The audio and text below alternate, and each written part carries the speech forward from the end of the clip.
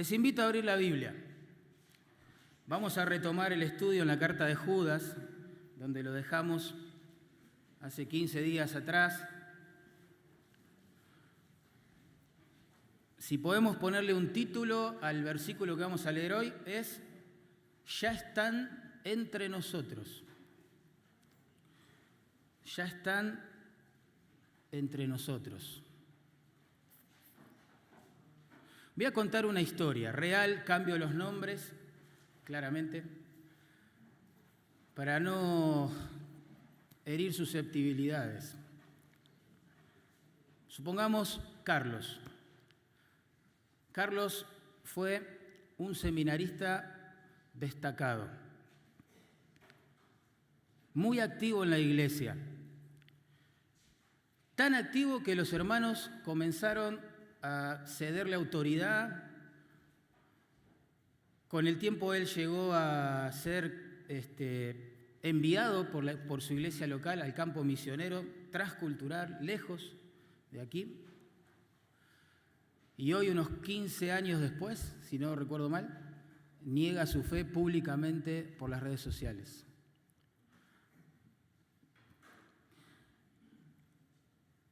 Eso es un ejemplo vívido de lo que es la apostasía.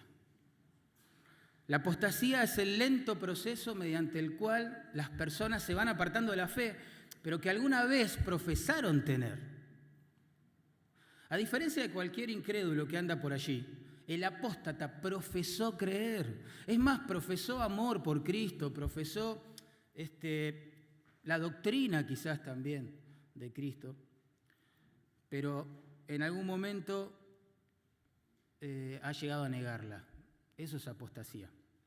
Tomando el lenguaje de la parábola del sembrador, los apóstatas son personas que oyen la palabra y hasta la reciben con gozo en forma inicial, creen, como dicen los evangelistas, por un poco de tiempo, pero luego, sea por la acción del diablo, de la persecución, de los afanes de este siglo, de las riquezas, terminan abandonando la fe. Ellos quizás recibieron la palabra escrita, pero nunca la palabra viva. Quizás ellos recibieron la semilla de la palabra en sus corazones, pero nunca dieron fruto. Luz, pero no vida. ¿Saben cuál es el problema con la apostasía? Que ellos parecen ovejas, pero en realidad son lobos.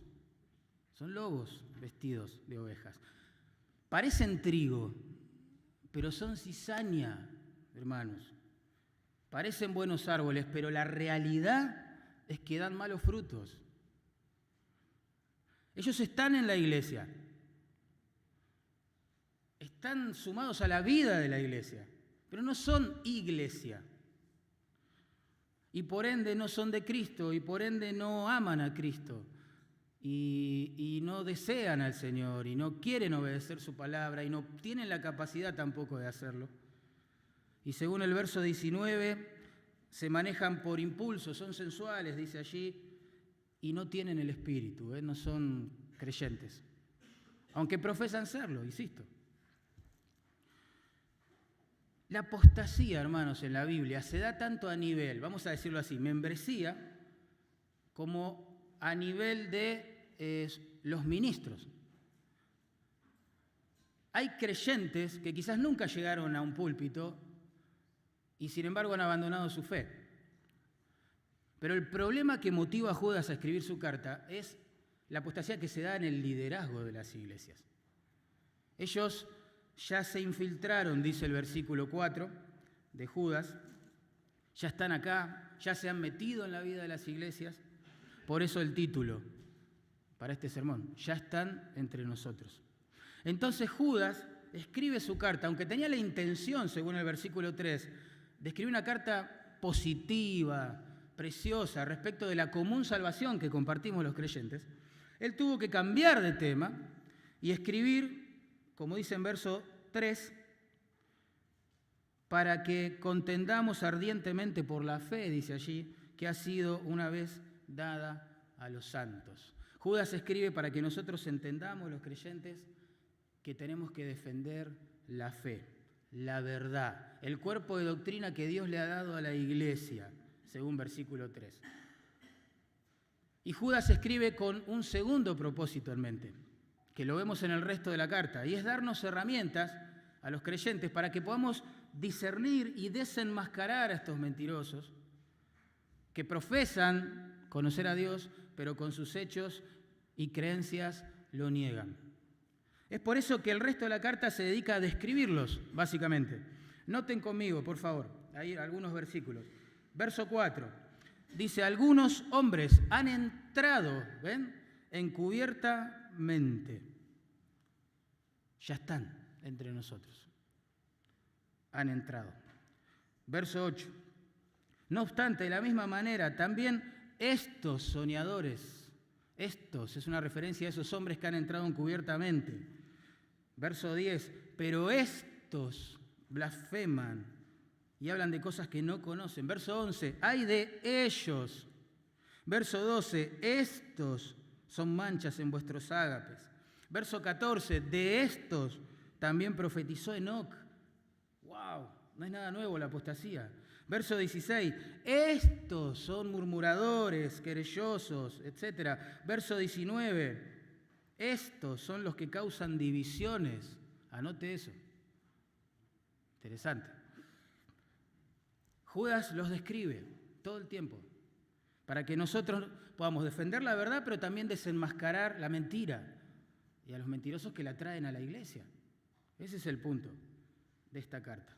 Así que lo que vamos a ver hoy básicamente es que ya están entre nosotros.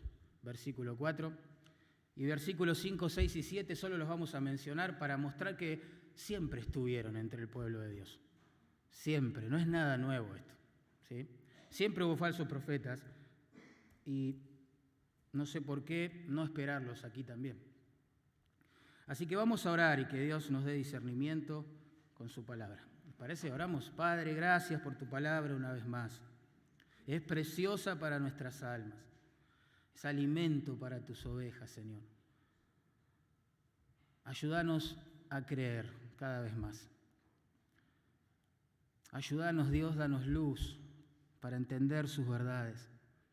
Abre nuestros ojos para que podamos ver las maravillas que nos has dejado en ella. Que aporte discernimiento, claridad en un tiempo de tanta oscuridad, apostasía, mentira y tinieblas como el que nos toca vivir, Señor. Por favor, usa tu palabra entre nosotros.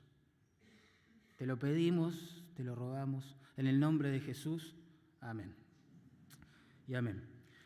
¿Notaron, hermanos? Ya están acá. Ya están acá. Noten verso 4. Algunos hombres han entrado encubiertamente. Tremendo. Fíjense conmigo verso 12 también. Estos son manchas en vuestros ágapes. Ahí están, comiendo con los creyentes. ¿Ven? Están adentro de la iglesia o de las iglesias. Entonces lo primero que vamos a ver es la presencia de los apóstatas en la iglesia. La presencia de los apóstatas en la iglesia. Dice el verso 4 que algunos hombres han entrado encubiertamente. Y esta es la explicación, ¿sí?, al tema de la carta que él explicó en verso 3. ¿Por qué tenemos que defender la verdad? ¿Tan serio es el asunto? ¿Tan grave, tan urgente? ¿Por qué? Porque algunos hombres han entrado encubiertamente, respondería Judas. Hermanos, Satanás ya ha sembrado su cizaña entre el trigo. Los lobos vestidos de oveja ya se han infiltrado al redil. Y esa es la causa que justifica que todos los creyentes, no solo los pastores o predicadores, todos los creyentes, según verso 1 y 2, porque para ello está dirigida esta carta, se tomen en serio esta tarea de defender la verdad y desenmascarar la mentira. El verbo que se traduce con toda una frase, han entrado encubiertamente, significa entrar de costado. ¿Sí? Entrar de costado. Implica las ideas de infiltrarse, de entrar así en secreto, encubiertamente, o quizás entrar por la puerta de al lado, escurriéndose. Nosotros hoy en nuestra cultura diría, se trata de colados, se están colando, diríamos nosotros. Esa es la idea. La maldad sigilosa de esta gente queda demostrada porque se infiltran en la iglesia no para edificarla, no para bendecirla, sino, según versículo 19, noten, para dividirla. ¿Sí? ¿Cómo lo hacen? Según versículo 4, y lo vamos a ver, sembrando dudas acerca de la persona de Cristo, acerca de la persona de Dios. Ahora lo vamos a ver después. Pedro, no solo Judas, Pedro, por ejemplo, también habló de ellos. Segunda Pedro, capítulo 2, verso 1. Dice así, me llama la atención, es muy realista el texto. Dice, pero hubo también falsos profetas entre el pueblo, haciendo una referencia al Antiguo Testamento de Israel. Como habrá entre vosotros falsos maestros, que introducirán otra vez encubiertamente herejías destructoras. ¿Ven? No vienen a sumar. Son herejías que destruyen. Y aún negarán al Señor que los rescató, atrayendo sobre sí mismos destrucción repentina. A veces ellos profesaron fe. En algún momento dijeron, el Señor me salvó. Y sin embargo ahora están negando esa fe y trayendo herejías destructoras a la iglesia. ¿Saben? En la iglesia primitiva las cosas eran diferentes a las iglesias contemporáneas. Las iglesias contemporáneas se organizan para ser atractivas al mundo. Pero las iglesias del Nuevo Testamento no eran así. Sus reuniones eran preciosas, de adoración. Eran los discípulos que estaban allí. Y después salían a predicar, obviamente, el Evangelio afuera. ¿Cómo se infiltraría esta gente si ellos no profesarían fe, amor, devoción al Señor Jesucristo en reuniones como esas? Imposible. Hoy con la forma de hacer iglesia es como que le abrimos la puerta así. Porque a veces no hay mucha diferencia entre algunas iglesias y un club social en el mundo. Entonces ellos se sienten cómodos, dicen, este es mi lugar. Esta iglesia está hecha conforme a mi imagen y semejanza, dice el apóstata. Acá me puedo filtrar tranquilamente. Pero ellos profesaron fe. Ellos profesan muchas cosas, pero con sus hechos claramente lo niegan. Son personas que entran sigilosamente por la puerta lateral. Son colados en la fiesta de adoración del pueblo de Dios. El pastor MacArthur dijo que esta frase que se traduce encubiertamente, esta palabra en realidad original se traduce con esa frase, han entrado encubiertamente, dice que en el griego clásico la expresión describe la sagacidad de un abogado que por medio de argumentación astuta se infiltra en las mentes de los funcionarios del tribunal y les corrompe el pensamiento. Interesante. Ellos, con una serie de argumentos, corrompen la mentalidad de la iglesia al punto de que llegan a tomar decisiones equivocadas, erradas, contrarias a la voluntad del Señor. Es un tema serio este. Hermanos, sabemos que hay muchos falsos maestros propagando mentiras, persiguiendo a los cristianos, no sé, fuera de las congregaciones, claro. Pero los falsos pastores son el problema, dentro de las iglesias, los falsos diáconos, los falsos maestros de escuela dominical, esos son el problema, los falsos profesores de seminario, que profesan conocer a Dios y niegan la inspiración de las Escrituras, por ejemplo, como pasa hoy en día, que abrazan una teología liberal donde el hombre define sobre la Escritura y no la Escritura es la autoridad final para el hombre. Los ataques de afuera de la iglesia, hermanos, lo que producen es persecución. Y eso termina en el poder del Señor fortaleciendo y unificando a la iglesia de Cristo. El tema con la apostasía es que se da en su seno, dentro de sus filas. Y lejos de producir unidad en los creyentes, produce división, desconfianza, confusión, dudas. Los apóstatas, según verso 4, noten, son impíos. Son impíos. Ellos no pueden responder correctamente a Dios, porque son incrédulos. Ellos son rebeldes, según el verso 8. Tremendo. Según el verso 16, son murmuradores. Según el verso 16, la segunda parte, son quejosos, querellosos. Viven insatisfechos. Según verso 16, son buscadores de gloria personal, porque hablan cosas infladas. Según el verso 16, la segunda parte, son manipuladores, adulan a la gente, pero para sacar provecho. Generalmente se hacen amigos de las autoridades en las iglesias para algún día tener, o ser parte, mejor dicho, de esas autoridades.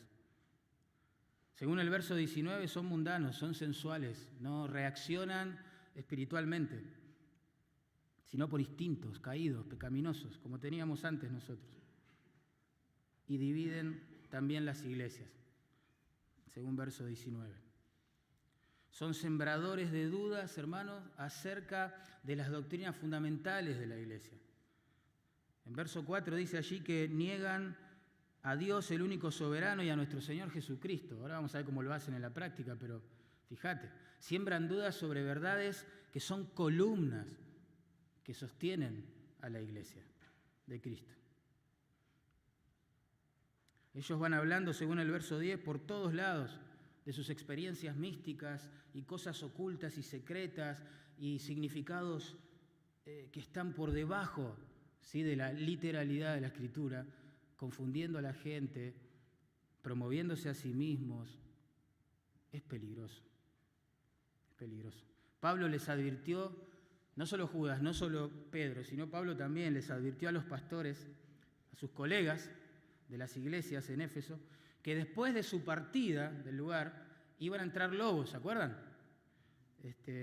A la grey. Se los leo, Hechos 20:30, dice así: y de vosotros mismos, esto es lo que sacude el corazón, de vosotros mismos se levantarán hombres que hablen cosas perversas para arrastrar tras sí, no buscan la gloria de Dios, tras sí, buscan seguidores, a los discípulos. Esto es impactante, de entre nosotros se van a levantar, dice el texto. El apóstata puede ser un compañero de ministerio hoy, de seminario, o peor, un maestro de la palabra en la iglesia.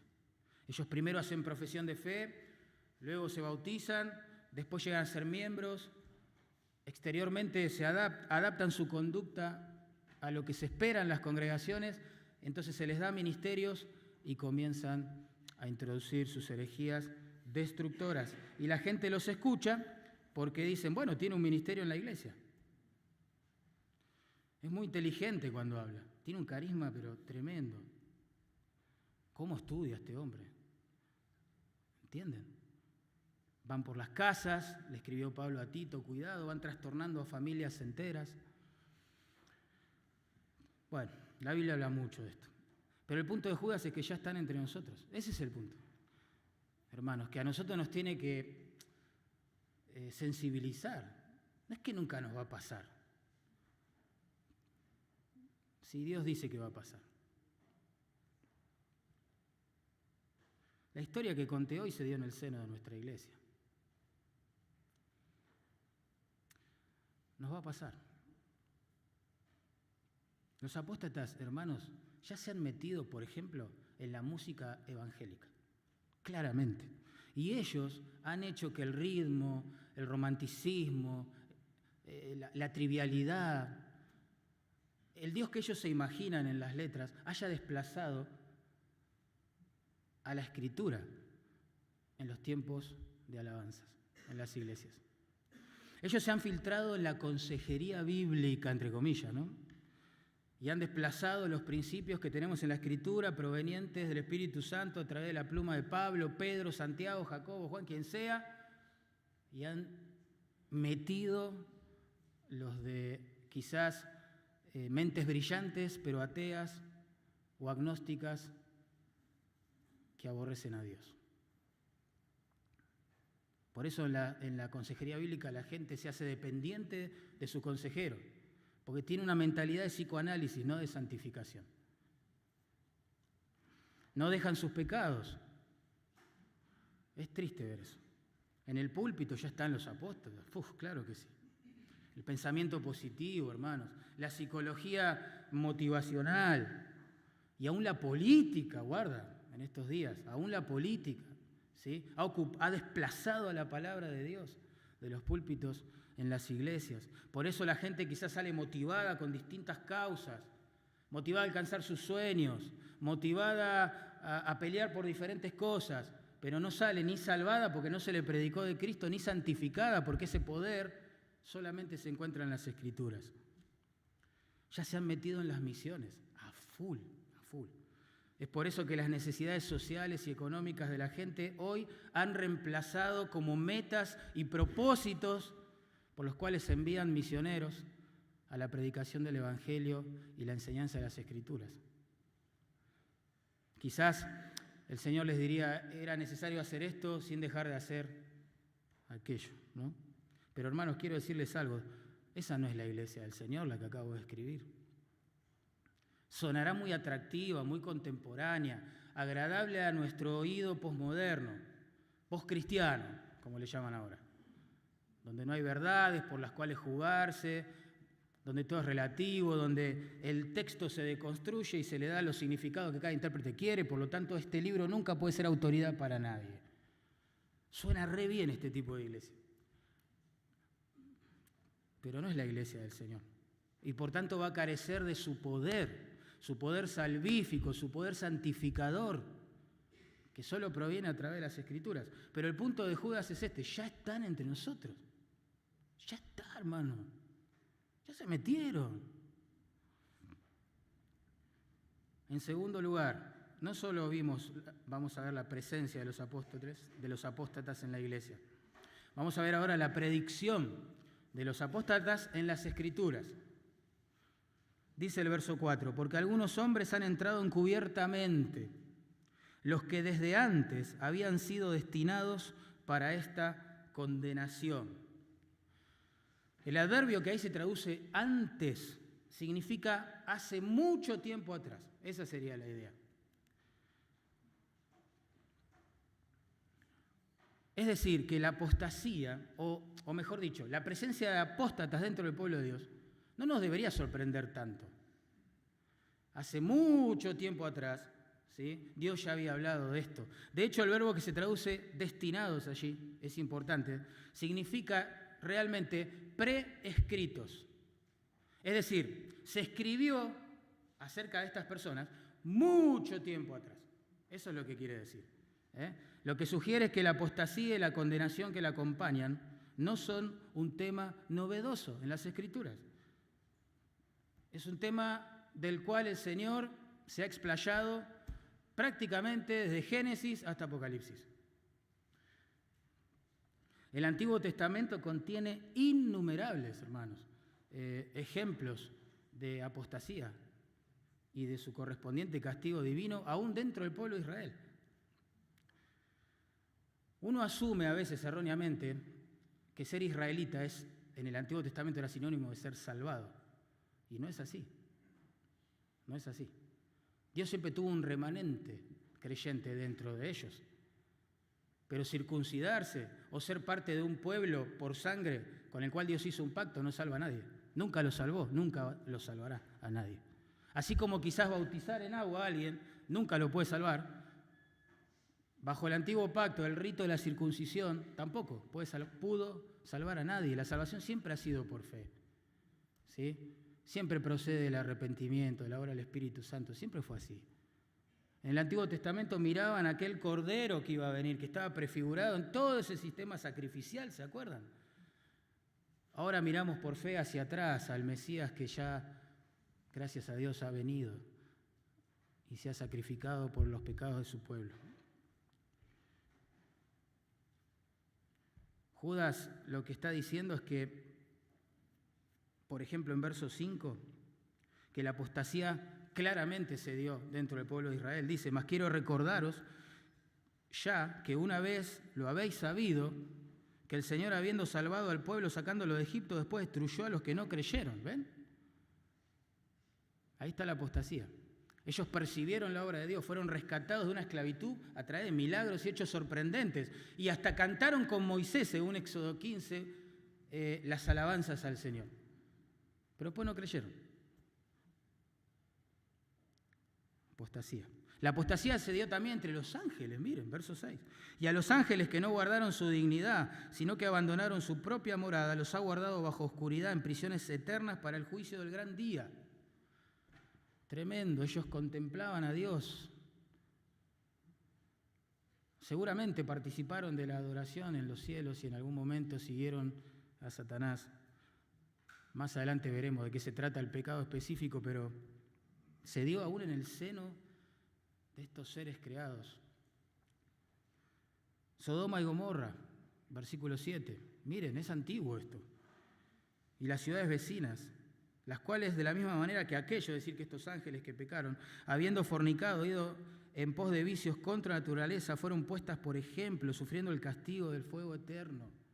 Ahí estaba Lot, nos enteramos por Pedro, predicando, afligiendo su alma. Si lo dejaron entrar es porque dejaron entrar su fe, sus creencias, el nombre de su Dios. Y capaz que muchísima gente ahí manifestó creer en algún momento también, no sabemos. Lo cierto es que después sabemos qué fruto dieron.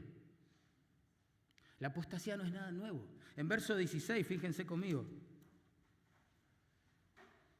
14, dice, de esos hombres, ¿no?, que se meten encubiertamente, también profetizó Enoc, fíjate, Enoc, séptimo desde Adán, él vivió antes del diluvio. Estamos hablando de tiempos inmemorables. No es nada nuevo, ese es el punto de Judas acá. El apóstol Juan, no solo Pedro, no solo Pablo, no solo Judas, el apóstol Juan también escribió acerca de estos hombres. En 2 Juan, verso 7 dice, porque muchos engañadores han salido por el mundo, que no confiesan que Jesucristo ha venido en carne. El apóstata siempre se mete con la persona de Cristo, es tremendo. Siempre, de alguna forma u otra. O con las Escrituras, siempre. En verso 1, del capítulo 4 de 1 Juan, leemos algo parecido, dice, amados, no creáis a todo espíritu, guarda con esto, sino probad los espíritus si son de Dios, porque muchos falsos profetas han salido por el mundo, ¿ven? No todo el que habla del Señor viene de Él. Así que, a manera de aplicación de este punto, hermanos, no tenemos que sorprendernos mucho de la apostasía, porque Dios dijo desde el principio, como estamos viendo, que esto iba a pasar. Cuando alguien me dice, y seguro que a vos te dicen cosas parecidas, ¿no? ¿Vos vas a la iglesia evangélica? La iglesia evangélica está llena de chanta. Sacan la plata a la gente, usan el nombre de Dios, dale, avivate. Yo le digo, ¿sabes que tenés razón? Tenés razón, pero te quiero decir algo. La Biblia, que nosotros estamos convencidos de la palabra de Dios, hablaba de que esto iba a suceder. Así que la apostasía, en un sentido, sin proponérselo claramente, termina confirmando la veracidad de las Escrituras. Tremendo. Claro que iba a haber chantas entre el pueblo de Dios. Y sí, si lo dice toda la Biblia. Es una buena respuesta para cuando te chicaneen por eso. ¿No?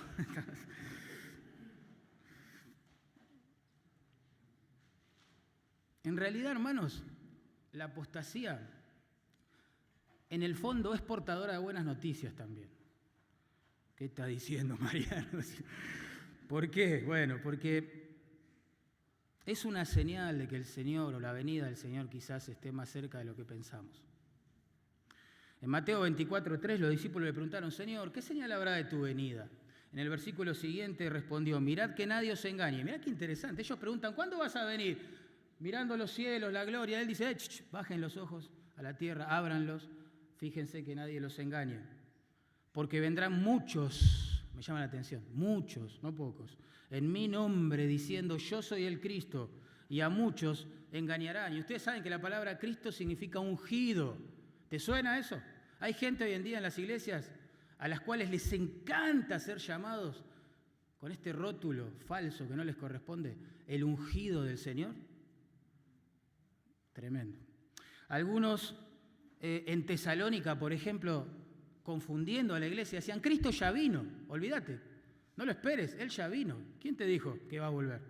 Entonces Pablo aclaró, nadie os engañe en ninguna manera, porque no vendrá sin que antes venga la apostasía y se manifieste el hombre de pecado, el hijo de perdición. Segunda Tesalonicenses, capítulo 2, verso 3. Aunque nos confunde y a veces, para ser honesto, nos entristece, nos quebranta y nos intimida, la apostasía es una señal que indica que quizás en el reloj de Dios la alarma de la venida de su Hijo para reinar está cerca, no lo sabemos.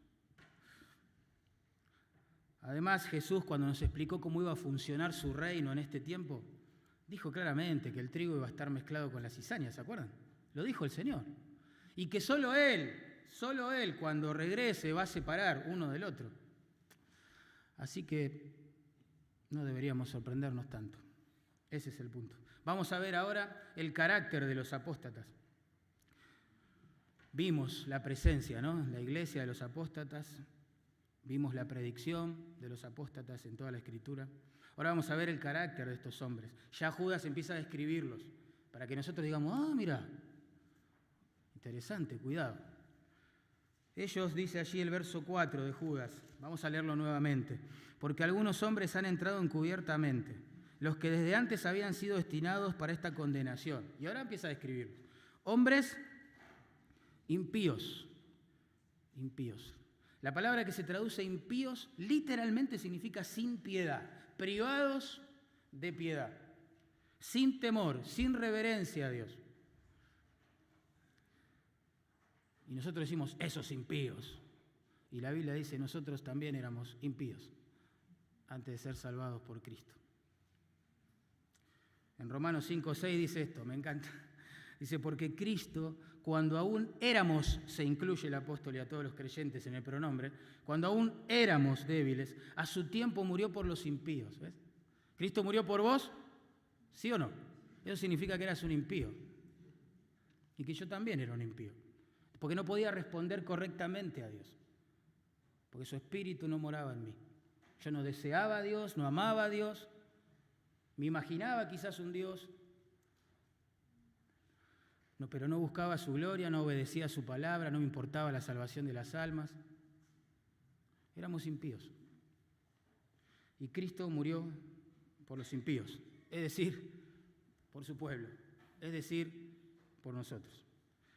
Los impíos son incrédulos, es lo que caracteriza espiritualmente a los incrédulos. Pero el agravante acá, ¿saben cuál es? Que se trata de personas incrédulas también, claramente, pero que están disfrazadas de creyentes, ¿ven? Y que ya están liderando algún área, ¿sí?, de la iglesia de los santos.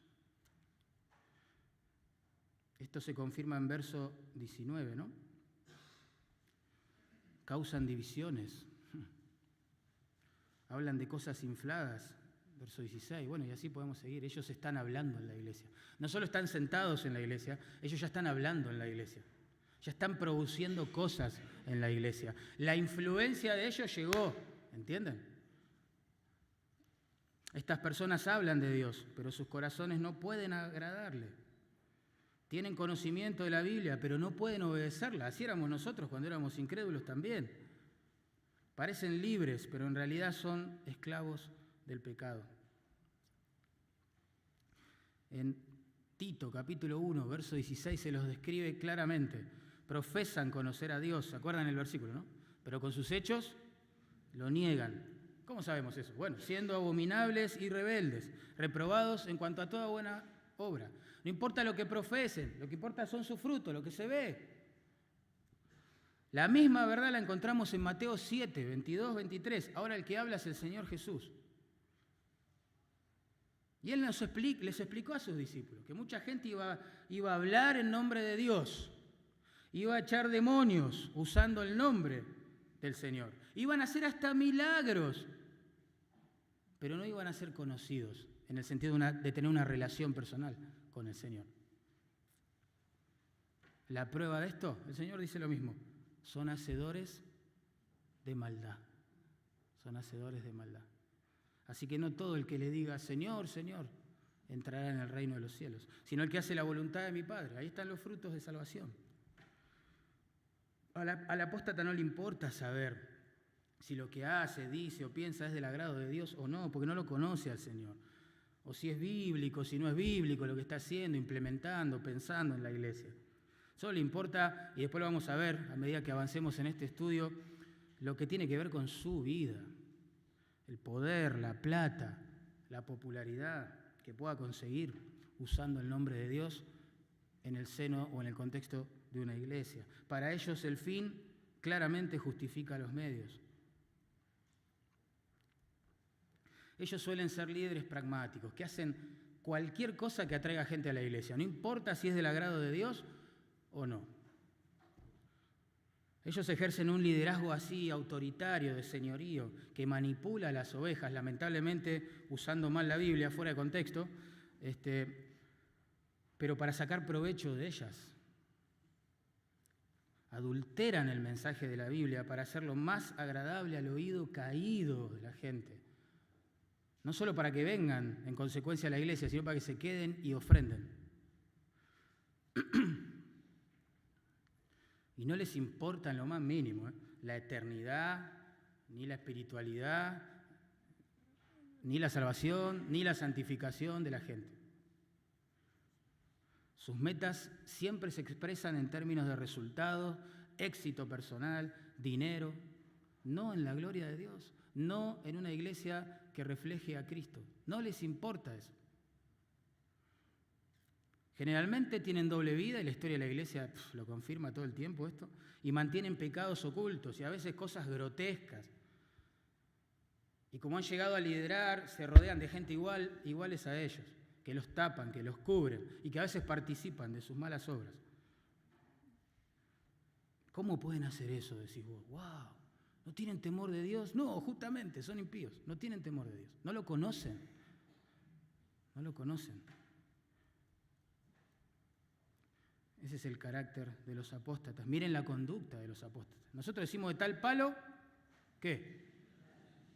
La Biblia dice eso, ¿no? Nah. De tal palo, tal astilla. Bueno, acá parece que de tal carácter, tal conducta, ¿entienden?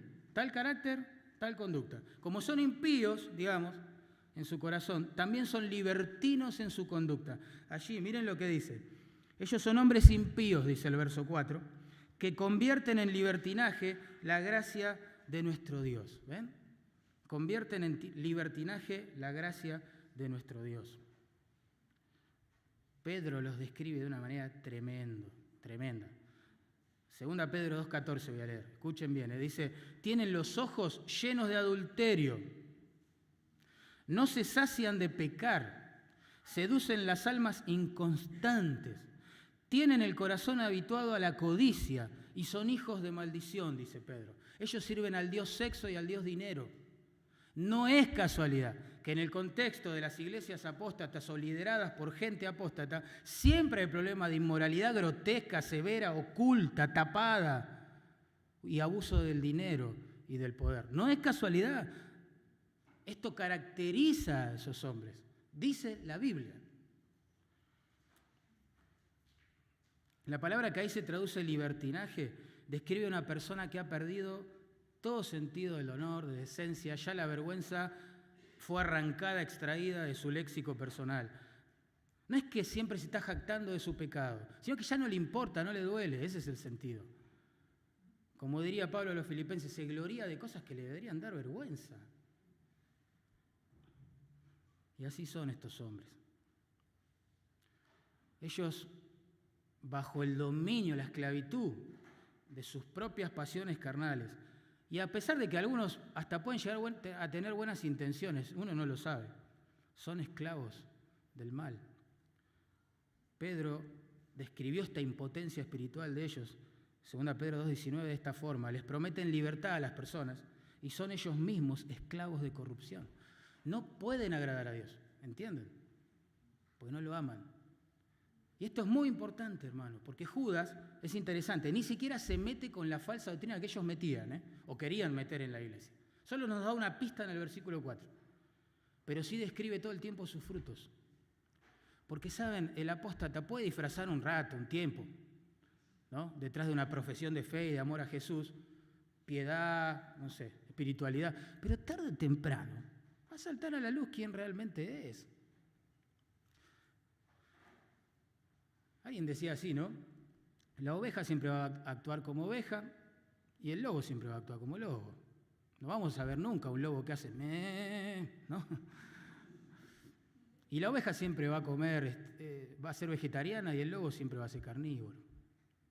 Siempre en algún momento se va a manifestar esto. Lo que pasa es que cuando se manifiesta, generalmente estas personas ya han llegado a tener autoridad en la iglesia del Señor. ¿Y quién se va a meter con el ungido de Jehová? ¿Entienden? ¿Quién lo va a sacar ahí de su trono? Está loco.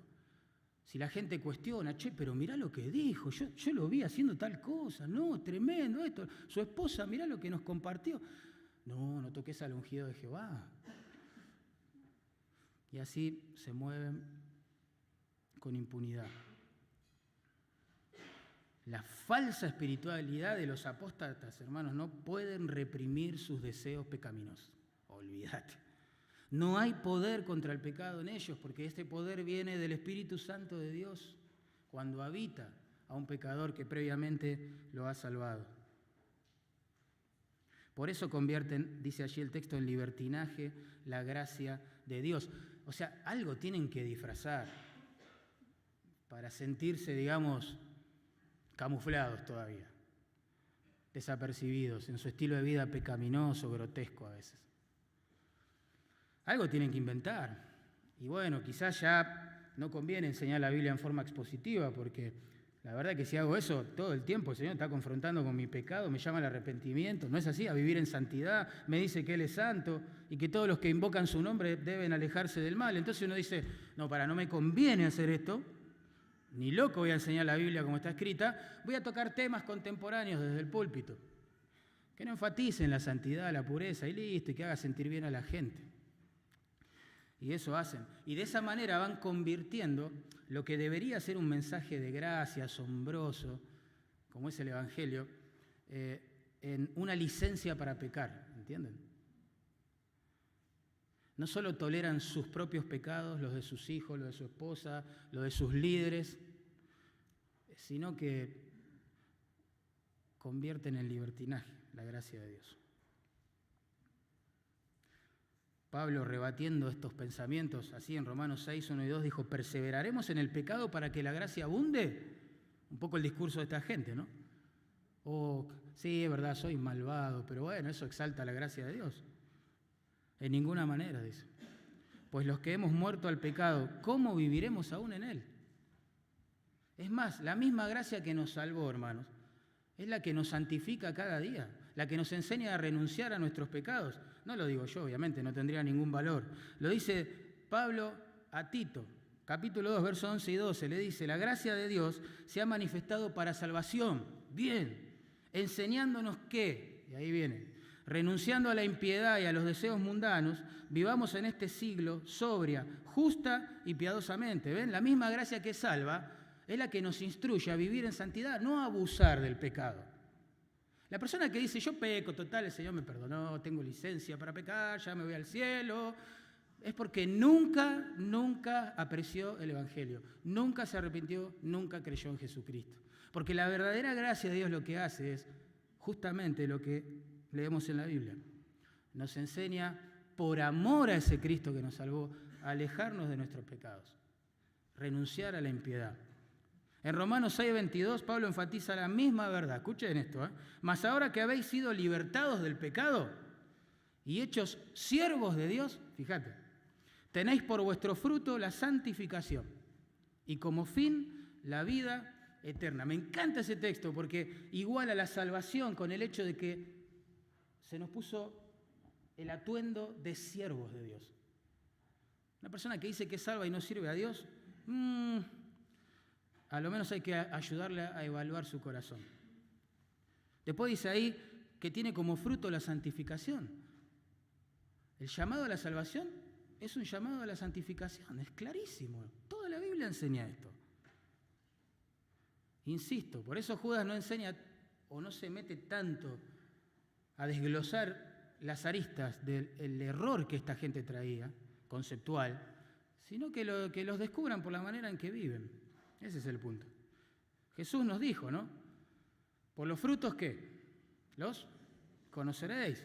Y siempre decimos, ¿no? Que si de las ramas de un árbol cuelgan manzanas, Estamos frente a un manzano, ¿no es así? Y si de las ramas de este otro árbol cuelgan peras, estamos frente a un peral. Y si de la vida de una persona que profesa conocer a Dios solo cuelga pecado, pecado, pecado y pecado, bueno, probablemente se trate, como dice acá, de un apóstata que profesa conocer a Dios, pero con sus hechos lo está negando. Vamos en último lugar a ver las creencias de los apóstatas ahora. Dice el versículo que ellos niegan a Dios, el único soberano, y a nuestro Señor Jesucristo. Los apóstatas se ponen muy nerviosos, muy incómodos, cuando en una iglesia se enfatiza todo el tiempo la soberanía de Dios, el señorío de Cristo. Muy nerviosos. Porque con el tiempo en esa iglesia no se le va a dar la gloria a los hombres, sino solamente a Dios. Y un apóstata, recuerden, busca gloria personal. No es un buen lugar para un apóstata donde todo el mundo está enamorado de un Dios soberano y de un Señor Jesucristo que es autoridad absoluta sobre la vida de los creyentes. Ustedes seguramente saben que los mejores manuscritos omiten la palabra Dios ahí. Y de esa forma atribuyen soberanía y señorío al Señor Jesucristo. Es tremendo. Es un pasaje que habla de la deidad de Cristo de una manera tremenda, categórica y contundente. Pero el punto de Judas acá, más allá de estas discrepancias de traducción y demás, es que con el tiempo los apóstatas pervierten lo que las Escrituras enseñan acerca de doctrinas fundamentales, como es la soberanía de Dios o de Cristo y el señorío de Cristo, claramente, lo pervierten. En la práctica, estas personas niegan el título Señor aplicado a Cristo, que ustedes saben que significa amo, dueño, el que tiene la mayor autoridad, ¿no? Rehusando someterse a la palabra de Cristo. Niegan al Señor el lugar que le pertenece como dueño de sus vidas, como aquel que tiene la autoridad para demandar obediencia absoluta de sus seguidores. Ellos siguen a Cristo, escuchen esto, dicen seguir a Cristo, siempre y cuando la Biblia no contradiga sus estilos de vida. Ellos dicen, sí, yo creo en la suficiencia de las Escrituras, la inspiración, la inerrancia, la autoridad, hasta que la Biblia pone en evidencia algo que ellos quieren tapar. Niegan el nombre Jesús, que significa Salvador, y el título Cristo, que significa ungido o designado por Dios para esta actividad. Es decir, que los apóstatas, de alguna forma u otra, ¿no?, niegan que Jesús sea el único señalado por Dios, el único aprobado por Dios, el único enviado por Dios para salvar a los pecadores de una condenación eterna que merecen. Y así éramos nosotros también. En la práctica, ¿saben cómo hacen estas cosas? Predicando falsos evangelios. Eso es lo que hacen. Dice, bueno, Jesús murió para ser felices, prósperas, saludables a las personas. Pero la Biblia no enseña eso. Los santos empobrecen también, los santos finalmente enferman y algún día van a morir. Si no, tendríamos vida eterna en la tierra, ¿no? Entonces no es el evangelio bíblico ese que se está predicando por todos lados. No da resultado, no es real, no es comprobable. Entonces no viene de Dios. Lo que la Biblia enseña es que Jesús caminó 33 años sobre esta tierra demostrando tener justicia perfecta. El único que ha obedecido a la perfección la ley de Dios. Justicia perfecta, quedó clarito. ¿Sí? Él vivió la vida que ni vos ni yo jamás vamos a poder vivir. Luego él, a pesar de ser justo, santo, Dios hecho hombre, decide entregar su cuerpo en sacrificio para que sobre su cuerpo, sobre el madero, fueran castigados tus pecados y los míos. La ira que ha desatado en la naturaleza santa de Dios, nuestras transgresiones a su ley, fue descargada sobre su Hijo, el santo y el que nunca pecó. La condenación que los pecados nuestros exigen de parte de un Dios justo la tuvo que soportar su hijo. Al tercer día, enseña la Biblia, como lo había anunciado también, Él es resucitado. La resurrección de Jesús es vindicación de su justicia. Claramente, quedó claramente establecido que Él no moría por sus propios pecados, sino por los pecados ajenos, si no la muerte lo hubiera retenido. La paga del pecado es la muerte, pero Él venció la muerte porque Él era justo y sin mancha. Y quedó demostrado en la tumba vacía históricamente, visiblemente, para todo aquel que quiera oír y ver. Y hoy, sentado a la diestra de Dios, rigiendo el universo, soberano, con toda la autoridad, manda a todos los hombres, dice la Biblia, en todo lugar, que se arrepientan de su pecado y que se vuelvan a Cristo en fe, confiando en Él. Yo no tengo justicia, vos tampoco, pero el justo la compró para nosotros. Cuando uno cree, se arrepiente, es revestido de su justicia. Ya está, no hay justicia más grande que esa, es la propia justicia de Dios hecho hombre, la que nos va a permitir morar eternamente con un Dios justo en la gloria. No hay justicia más grande que esa. Ese es el Evangelio, hermano.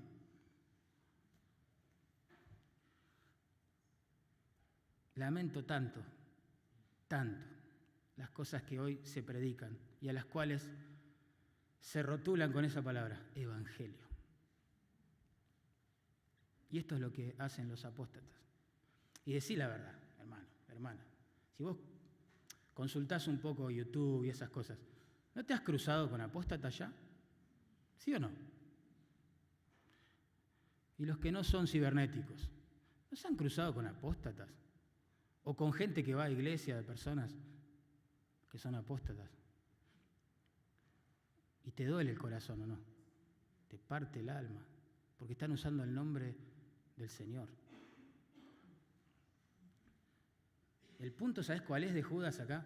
Que ellos se sienten autoridades sobre la Escritura. Es impresionante. Ellos, con la práctica, lo que están diciendo es, sí, la Biblia dice eso, pero mirá, yo te digo tal cosa.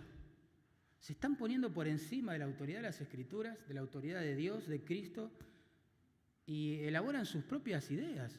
Ese es el punto acá. Inventan su propio evangelio. Es tremendo, tremendo. Son ley para sí mismos, ¿entienden? Y es tremendo. En vez de interpretar con humildad las Escrituras, se ponen por encima de ellas y hacen sus propias teologías. Vamos a hacer un cierre y una aplicación final. Si yo entiendo bien, la Biblia, los lobos ya están entre nosotros, ¿sí?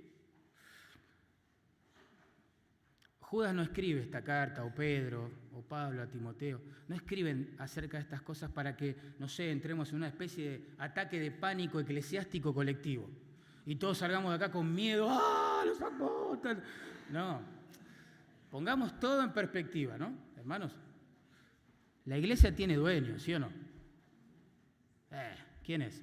El soberano, al que ellos niegan, pero es el soberano y Señor de toda la tierra. La cabeza de la iglesia, ¿quién es? ¿Un frágil pastor? ¿Un frágil cuerpo pastoral? No, la iglesia está sostenida por su cabeza, ¿qué es? ¿Quién? Cristo, Jesús, macana. Las ovejas han sido todas compradas a precio de su propia sangre. Por eso el Señor dijo que Él iba a edificar su iglesia y que ni las puertas del Hades iban a poder prevalecer contra ella.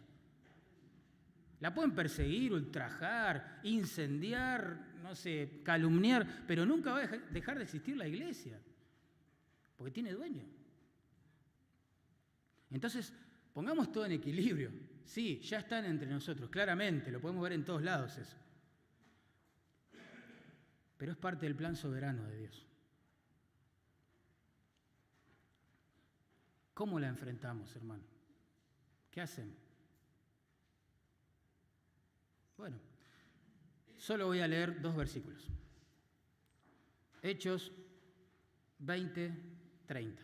Pablo dice así: Por tanto, Eso conecta al versículo anterior, en el cual Pablo, ya lo leímos, dijo que se van a levantar entre nosotros lobos, ¿no? Por tanto, ya que esto va a ser así, velad, acordándoos que por 3 años, de noche y de día, no he cesado de amonestar con lágrimas a cada uno.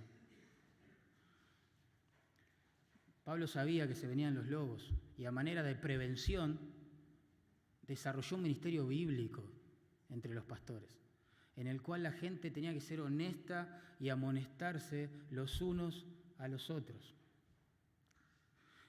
Pero Pablo en ese discurso, vos lo sabés, seguro, se estaba despidiendo de ellos, ¿se acuerdan? Y quizá el pánico entraba en todos ellos. Bueno, Pablo, mientras vos estabas, bien, pero ahora te vas, nos dejás. ¿Qué va a ser de nosotros? Los lobos nos van a comer. El verso siguiente es precioso.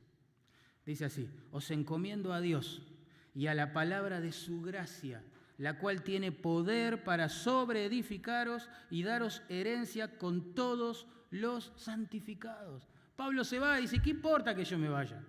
Si yo no sostengo la iglesia, dice Pablo, yo los encomiendo, busquen a Dios, usen la palabra, obedezcan la palabra. Ahí está el poder para la edificación de la iglesia. El antídoto contra la apostasía, hermanos, que ya está entre nosotros, es la comunión con Dios y la confianza en la suficiencia de las Escrituras. La misma palabra, hermanos, que siguen las ovejas, que escuchan las ovejas, que es alimento para las ovejas, es la que espanta o desenmascara a los lobos. Estos lobos disfrazados no se van a quedar mucho tiempo en una iglesia donde la gente solo glorifica a Cristo, ¿sí? Y solo tiene como autoridad final su palabra. Van a tener poco campo de acción. Poco campo de acción. Pero a veces pienso que en estos tiempos, hermanos, insisto, nosotros le hacemos la tarea fácil a los apóstatas. Nos hemos creído la idea, la noción errada, antibíblica, de que la iglesia debe ser súper atractiva al mundo. Yo creo que con buena intención, quizás, de ganar al mundo, ¿no?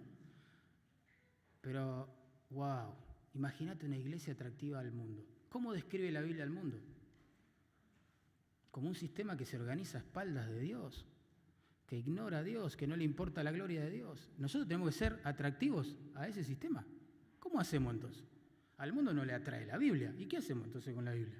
Al mundo no le atrae que nosotros tomamos la Santa Cena, no sé, los símbolos, no entienden de qué se trata eso. ¿Y entonces qué hacemos con la Santa Cena? Los bautismos, qué tontería, dice el mundo. ¿Qué es eso? Se tiran al agua. ¿Y qué hacemos entonces? ¿Dejamos de bautizar? Esas canciones aburridas, dice el mundo, que cantan en la iglesia, pará. ¿Y qué hacemos? ¿Dejamos de alabar a Dios entonces? ¿Por qué domingo a la mañana? Yo quiero dormir. Están locos. Y dejemos de reunirnos entonces los domingos, qué sé yo, reunámonos un viernes. Y así empiezan las iglesias. Es así. Por favor, que Dios nos dé discernimiento. El famoso pastor bautista reformado, fallecido, inglés, Spurgeon, casi 100 años atrás, no, más de 100 años atrás, escribió esto que a mí me impactó. Dijo, vendrá un tiempo cuando en lugar de tener pastores alimentando a las ovejas, la iglesia tendrá payasos entreteniendo a las cabras.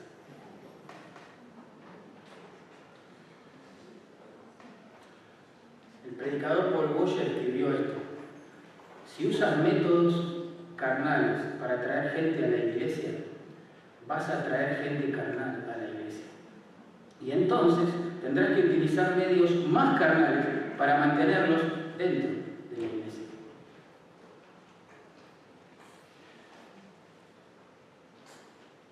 Dios nos ayude a no ceder bajo presión. Jóvenes que quizás van a ser futuros pastores, misioneros, maestros de escuela dominical, diáconos, no sé. Por favor, escuchen estas cosas. No cedan ante la presión. Sean retenedores de la palabra fiel, tal como nos ha sido enseñada, le dijo Pablo aquí. No cedan. No hay poder de ninguna cosa que nosotros inventemos dentro de la iglesia para salvar almas o santificarlas. No existe ningún programa, método, idea, juego. Nada los va a salvar, nada los va a santificar. son los medios que usamos. El poder para salvar un alma, para santificarla, así creyente, está en la Escritura, nada más. Que Dios nos dé sabiduría. Oramos.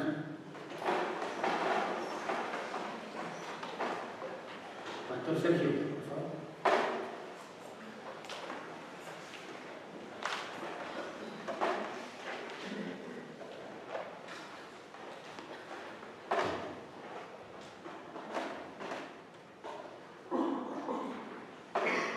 Gracias, Señor, por la claridad de tu palabra. Ayúdanos, Señor, a poder cada día, en tus fuerzas, proclamar la verdad de la Escritura y vivir de acuerdo a la verdad de la Escritura. Ayúdanos, Señor, a aplicar lo que dice 1 Timoteo, que la iglesia es columna, que la iglesia del Dios viviente es columna y baluarte de la verdad, Señor. Que podamos sostenernos de esa manera, Señor. Oh, guarda nuestros corazones, Padre Santo, y ayúdanos a caminar en temor tuyo, Señor, cada día, a poder pasar tiempo con la Escritura, Señor, y de esa manera crecer en obediencia y en santidad. Gracias, Señor, por el tiempo precioso con tu palabra. Ayúdanos